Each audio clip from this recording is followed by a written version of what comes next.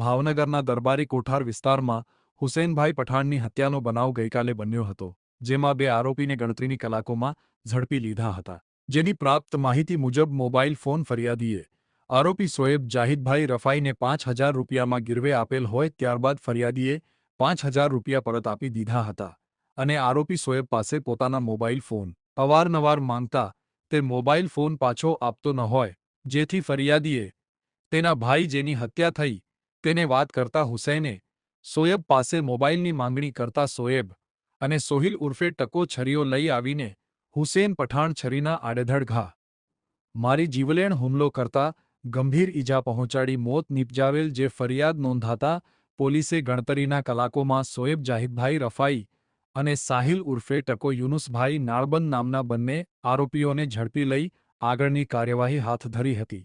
જોકે ગંગાજળિયા પોલીસ સ્ટેશનના વિસ્તારમાં અવારનવાર લોહિયાળ મારામારી જેવી ઘટનાઓ સર્જાતી હોય છે, ત્યારે Gangajaliya police station crime control કરવામાં કેમ પાછી પડે છે તે નગરજનોને સમજાતું નથી.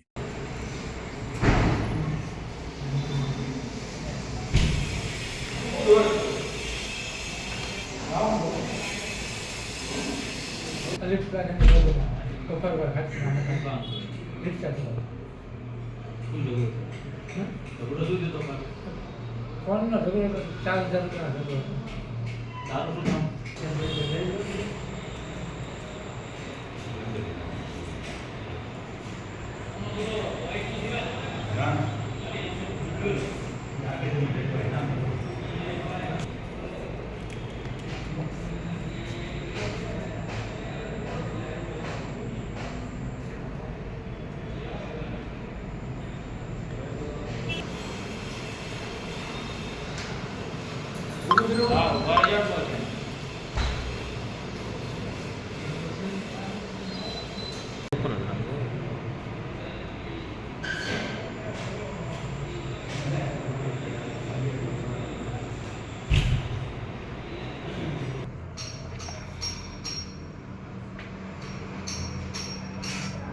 Iya.